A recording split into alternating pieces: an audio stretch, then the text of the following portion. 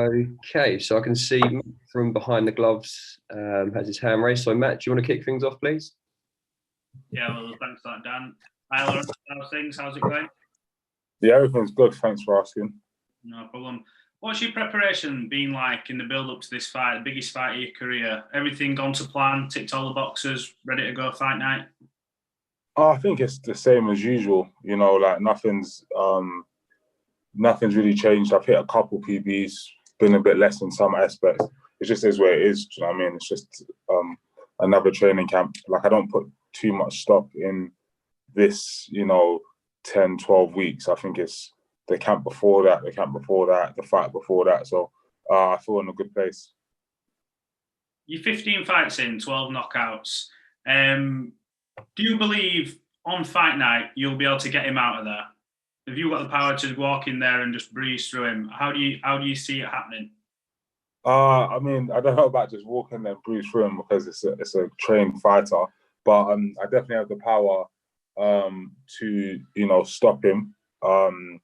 It might not be one shot he's gone, but definitely an accumulation like within any 20-second burst. Like I believe I have the power to hurt him properly. Do you believe, looking at his record, although I've heard a lot of people saying you're heavily favoured in this fight, but he's only lost to the likes of Bradis and Usyk. Do you think in some aspects that the casual fans maybe are overlooking the danger he poses in this fight? Yeah, but to be honest, as long as me and my team aren't overlooking it, do you know what I mean? That's all that matters.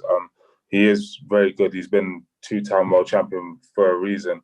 Hopefully I don't find out why. And I make it a comfortable night for me and everyone watching that's supporting me.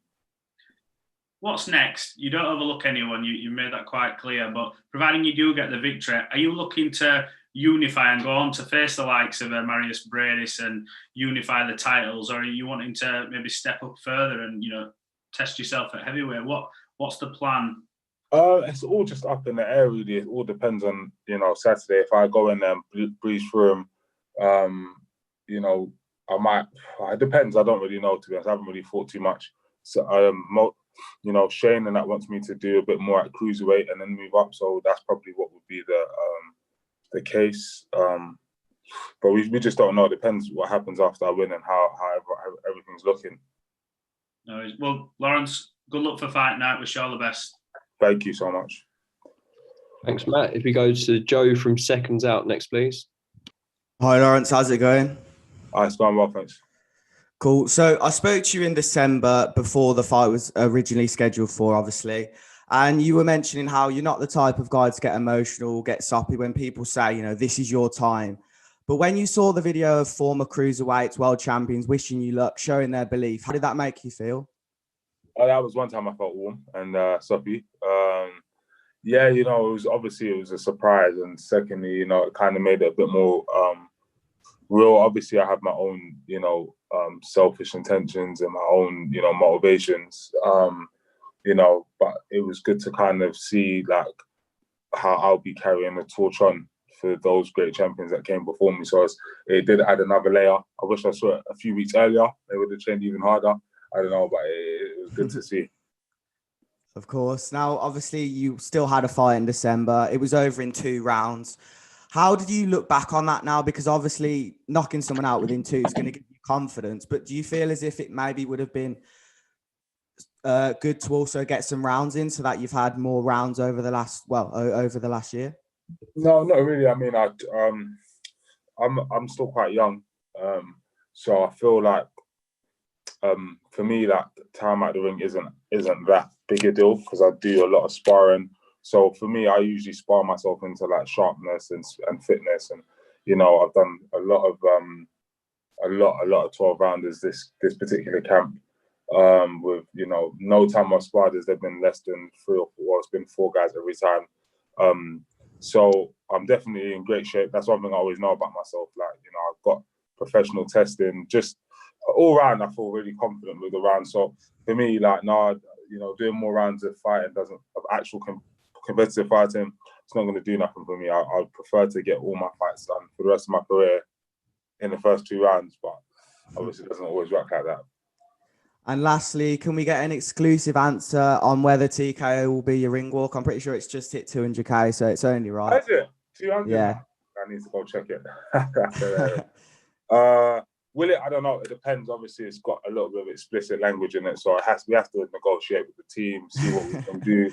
But regardless, you know what I mean. It's whatever is going to get me pumped before I go in and do what I have to do. I'm all right with. I appreciate it, Tom. Good luck. Thank you. Thanks, Joe. If we go to Jeff Powell from the Daily Mail next, please. Hi, Lawrence. Good to speak Hi, to you. how are you? I'm well. I'll first of all say it was an impressive change in you in the last fight. Clearly, the work with Shane McGuigan has been very good because you came up at least one level in the fight. What do you attribute that to mostly with that training? Well, in terms of Shane's involvement, I think he picks on me every single day. You know, he bullies me in the gym, and it's good. You know, because obviously I'm a very confident character, in my opinion. You know, I'm quite, I have a lot of self-belief, but, without it going overboard, he's very much the type to say, oh, no, what? Hold on. You haven't won a world title. I've won, trainer of the year. You know what I mean? And kind of allow me to know, when he says, don't hold in sparring, it's coming from a world-class coach. When he says, do this extra run, it's coming from world-class. So he's kind of set a precedent that he expects this standard from me, and when it comes to fight time, it's exactly the same. There was a definite alteration in the holding. You look much more interested in getting the shots off in the last fight, and it was really impressive. Thank you, and that's another thing that he's kind of drilled in. He's like, a lot of times I feel like because I'm a lot stronger than most cruiserweights, I feel in my head, okay, cool, I'm tiring them out, whatever. But Shane's obviously shown me through sparring and that it's doing my opponents more favors than me, because I can knock someone out by actually punching them. I'm not going to knock them out by holding. So he's been enforcing that in training. So that's been a good part. In terms of psychology, where are you with your university studies? Is it still on hold, or what is the position? No, it's still on hold. I've completed 2 years. I have the last one to finish, but I said after I finish boxing, I'll go back. Do you know what I mean? I've made that promise to my university, so I just need to go and do what I need to do now. Given that experience of that psychology and the variety you've had in your life as well as the boxing, how much does psychology come into play now for a really big fight against the guys? I only lost to two great fighters in terms of your mental thing. I think it comes in extremely handy. On my way to the bubble, I was trying to psych myself, and I just couldn't do it. I don't really get overawed by occasions. Like, obviously, I haven't even thought about it until you asked that question. But in sociology, psychology, there's a lot of stuff that gets spoken about that isn't actually sports specific, but I see it sports specific. So, for example, if you've got a test coming up, sometimes you can get too nervous, and then it makes you underachieve because you're too psyched up. Do you know what I mean? So it's the same with boxing. I never allow myself to get too pumped, too anxious, too anything. I just like to keep it very neutral. Okay, it's a big fight, but ultimately strip that away. What is it? It's a tall puncher with good boxing fundamentals against a short southpaw with good boxing fundamentals. So it's like, how do we, which way do I step? When do I pounce? Do I feint? Do I shoot? So I just break it down to the reality, and then that helps me to kind of deal with the pressure. Wonderful. Thanks, Lawrence. Good luck Saturday. Thank you so much. Thanks, Jeff. If we go to Jonathan next, please. Jonathan Nagyov.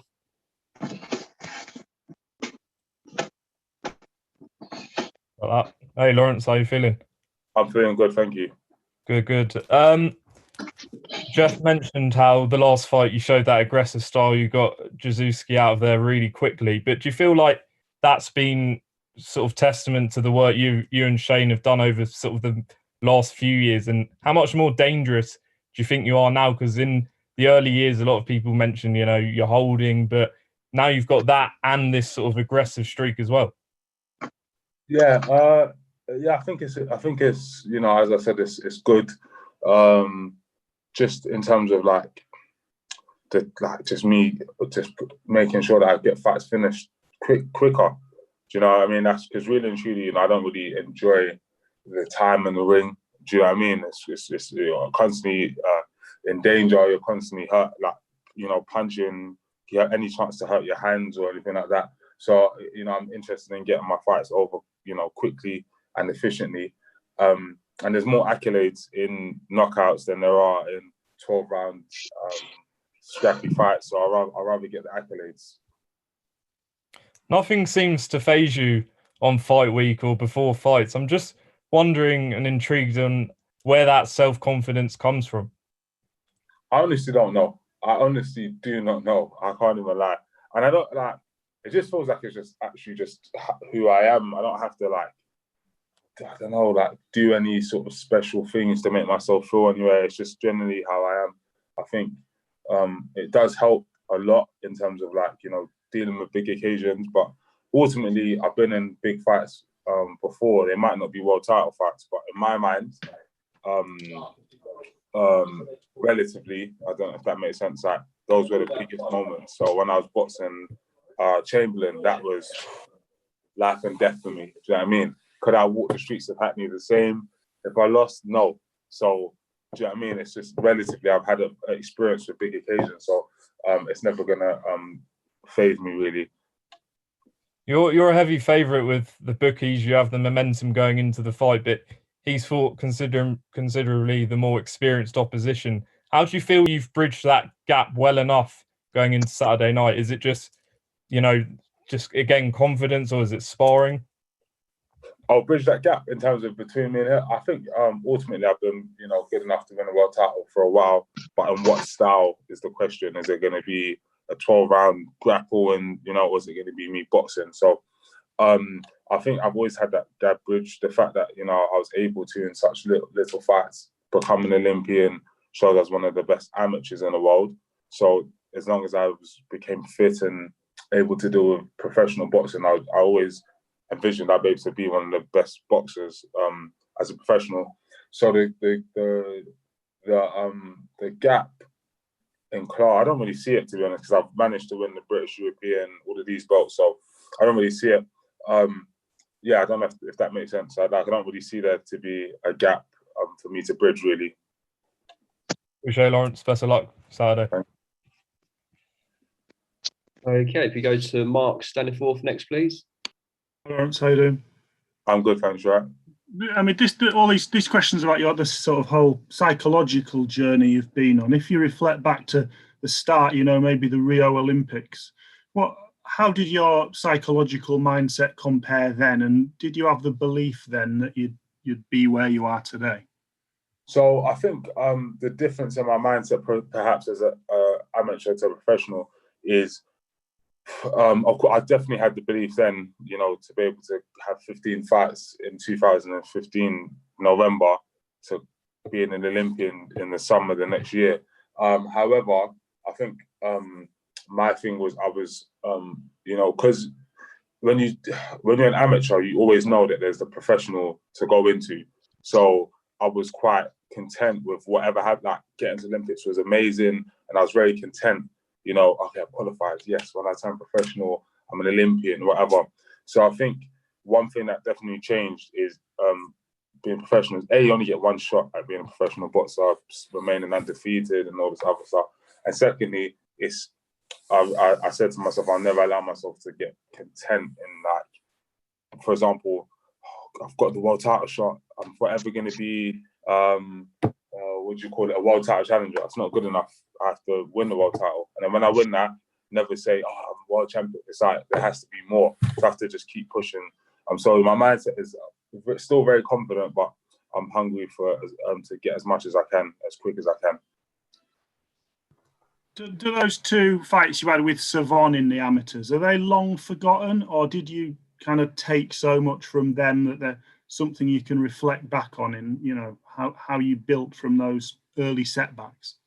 I mean, I feel like they're still, obviously, it's not like overthink about them, but I think that those were important moments.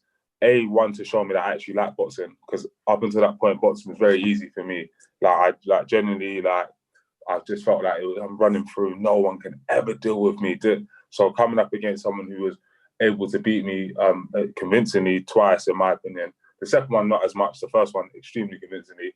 It kind of allowed me to obviously keep the confidence, but remember, when I'm training, train with respect. When I'm dieting, diet with respect. So boxing is a potentially dangerous sport with guys who know how to box.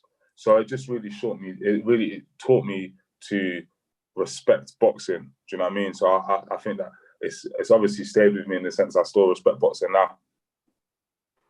Thanks, Lawrence. Good luck. Thank you. Thanks, Mark. If we go to Ames next, please. Ames here for Boxing News TV. Pleasure to meet you, Lawrence. How are you? Thank you. Good, thanks. Yeah. Good to hear, good to hear. Lawrence, last time round, the fight was scheduled. It didn't happen because of COVID. Is everything clear now? Is the fight on? We find out tomorrow, obviously, after we all get our test done, but it seems like it will be calm. Hopefully it goes ahead. Lawrence, I just wanted to quickly hone on probably what is the biggest criticism about... I'll say that again. I just wanted to quickly hone in on the biggest criticism as you as a fighter, in that your fights aren't the most entertaining to watch on what is going to be the biggest stage of your career. Is there any want for you to shed that tag of not being an entertaining fighter? Yes, quite simply. Yeah, I'll be honest. Obviously, with time, that stuff becomes more clear. But I think if I can get a good knockout here in a exciting, I don't want it to be too exciting in terms of give and take, but I want it to be exciting in terms of me giving. I think it will be difficult with the run of form that I've had. I think I've had like four sole knockouts in a row. I can't remember how many. I'm winning a world title by knockout. I think it will be difficult for people to, hold on to the past. It was, I don't know, a couple of years ago now, but we'll see. People have talked to you about the psychological side of it. Interestingly enough, Glowacki said in an interview that he did, his criticism of you was that you'd not been in difficult times in your experience in your career. You don't know what it's like. The psyche, the mental side of it will be key, and he thinks he has that edge over you. What's your response to those comments by Glowacki? He won't be the person to put me in them positions, in my opinion. Obviously, I'm prepared for anything, but I doubt he's going to be the person that's going to be able to test my psyche. And ultimately, it's all good.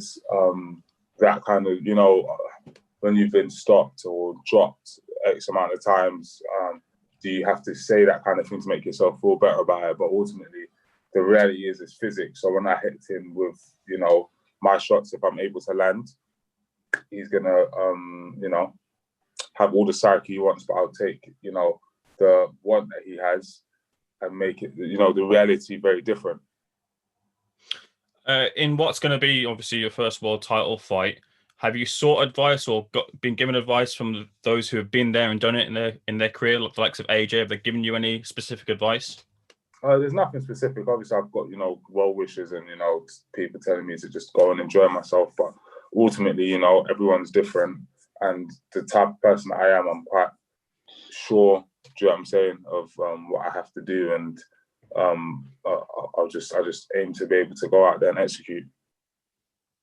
And as Joe was talking about, you dropped a track called TKO. This time, the bubble, it's a very weird time. You got a lot of downtime. Will you use this time to write new tracks and get inspiration to write new lyrics? No, I think after I win the fight, then obviously the energy will be different. Do you know what I'm saying? So I think I'll be a better time. As for now, I'm just going to play PlayStation, FIFA, Call of Duty, and just chill out, eat food, and mentally prepare to fight. All the best, Lawrence. Thank you. Thank you. Thanks, Ames. I think we've got John Treffaway looking to ask a question next. John, if you're there. Thanks, Dan. Hi, Lawrence. You okay? I'm good, thanks. You all right? Yeah, good, thank you. What are you expecting from Krzysztof on Saturday night? Do you think that there's been a couple of dubious points decisions recently over here? Do you think he might come forward and look for the knockout to try and take it out of the judges' hands? It's hard to say, really, because the two options he has is to, in my opinion, with his skill set and stuff like that is to either, come forward,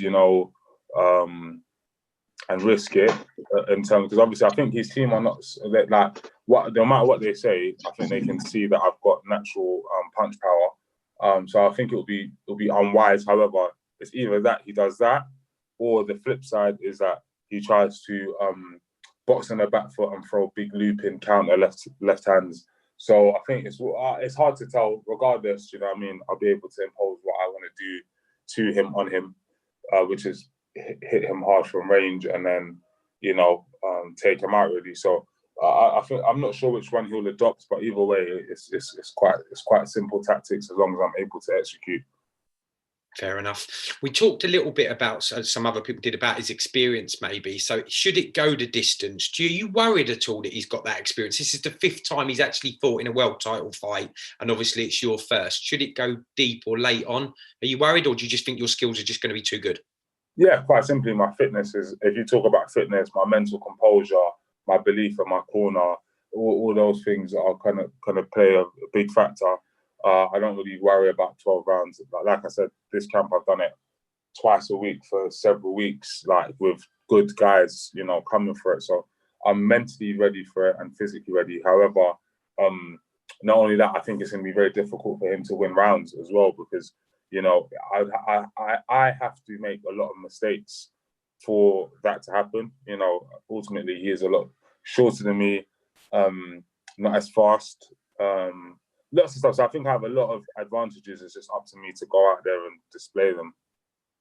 Excellent. I'm loving the confidence. And just finally, before I let you go, someone did mention before about stepping up in weight. I know you won't look past Saturday in the fight, but what are your thoughts on the new bridger weight? And does that excite you that potentially, if you do step up in weight, because you are tall for the weight, that you could look to maybe do 2, possibly even 3 different weights, which you wouldn't have been able to do that before the bridger weight? Yeah, no, it is when you think about it, it is a good addition. And yeah, that's one that if I'm going to move up, I probably would do bridger and then super anyway. It depends really. We'll see how the weight goes. Have they started boxing and have they started sanctioning it yet? Or I'm not sure. I saw some bits about where they're ranking some people. One of your previous opponents we had on the show the other day, Isaac Chamberlain's been given a ranking. Okay. Oh, nice. Where's he ranked? Yeah. Where's he? Do you know where he's ranked? I don't know. Sorry. The other reporter did it, but they have released some rankings on it. Yeah. You never know. Yeah, good stuff. Well, look, good luck Saturday night, mate. Thanks a lot, Lawrence. Thank you. Thanks, John. If we go to Fred Beck from Boxing Social next, please.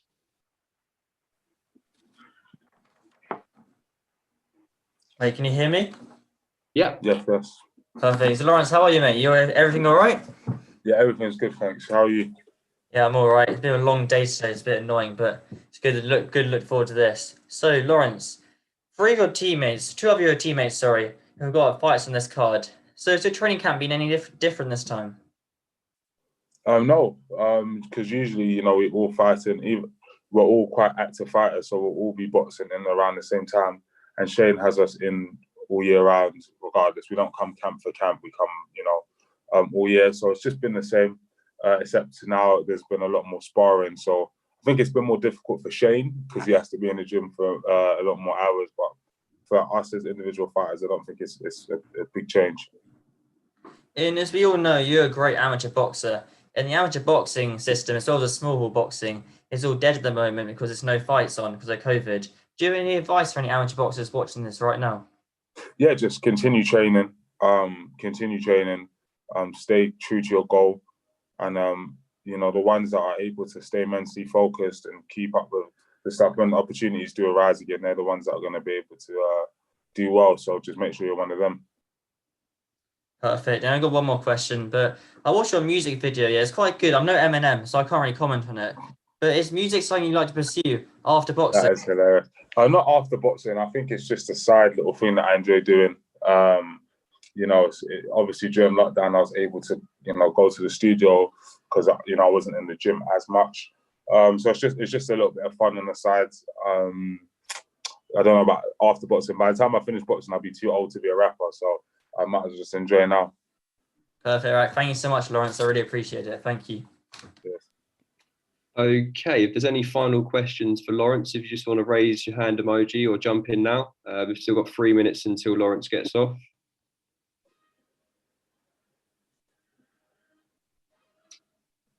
Yeah, Prime Fighter, do you want to jump in, mate? Yeah. Ready when you are. Yeah. Lawrence, can you hear me? Yes, champ. So, with the old music video and training camp and everything, how do you manage your time? To be honest, when it comes to, if you're talking about the music videos and stuff, what I do is before I start the intense part of camp, for example, this video was done after I beat Glowacki. So I had 2 weeks off. So in that 2 weeks, I'll do what I need to do in terms of video or whatever else. And then when it comes to like the rollout or releasing, everything's already done and in place. All it is for me is a click of a button and an OK on the phone. So it doesn't really take much management. And in terms of like actually making music or writing a book or anything else I've gone on, it's like it's as long as it's not physically demanding or too mentally exhausting, you're able to do your training and then use it as a release, perhaps. On your off day, just forget about boxing, relax, and go and understand that there's more to life, which helps me once again dealing with the pressures of big fights or big occasions. Okay, and how has this fight been going for you training wise? Like obviously with the whole COVID thing, having to focus on training. How has that been for you? It's been calm. I think it's been okay. I think the fact that I had a fight in December really helped because obviously coming off of lockdown, I was a little bit heavier than I usually would be, and it was hard. Of course I stayed motivated, but it was hard to be really super motivated with the uncertainty. So it's good to get that first camp out of the way and then jump into this one. So this camp's been calm. And with COVID and stuff, fortunately, athletes are still allowed to train in gyms and stuff. So it's been not much different because ultimately, when you're boxing, you're in a sort of bubble anyway. Okay. Last question. So obviously the things about you, your attributes are you're strong and you're powerful. What has Shane added to your game, like since training with him? Just application. I think it's just application. No matter what trainer I'm with, no matter what happens, those are my natural attributes. I'm going to be physically strong. I'm going to be able to punch reasonably hard. I'm going to be like naturally quite fit. But it's like, how do I apply that? How do I get the power off? Do I which way do I step? It's just so many subtle things in boxing. So we've been working on little subtleties just to be able to get the shot off. Because ultimately, as soon as I hit, anyone clean, that something's going to happen. Not obviously as I've met so far. Some people will be hard to land the clean shot against. Some people will be landing clean, hard shots of their own. But ultimately, if I can get my shot off and they can't get theirs, I'm going to win by knockout. So that's what we've been doing. Okay, best of luck on Saturday, mate. Thank you. Anything you want to say to the fans before we go? Say that again? Anything you want to say to the fans before we go? Just go and watch TKO on YouTube right now. Lawrence Okolie TKO. On top of that, tune in Saturday. Watch me become a world champion. And let's just enjoy this ride because I'm going to enjoy it. So hopefully you guys can enjoy it too. All right, thanks for your time, Lawrence, man. Appreciate it. Cheers. Okay, that concludes Lawrence's section. So Lawrence, really appreciate your time there. And we'll be seeing you in the bubble later this week. Cheers. So next up, we have Lawrence's opponent, Krzysztof Glowacki. So we've got Michael, who will be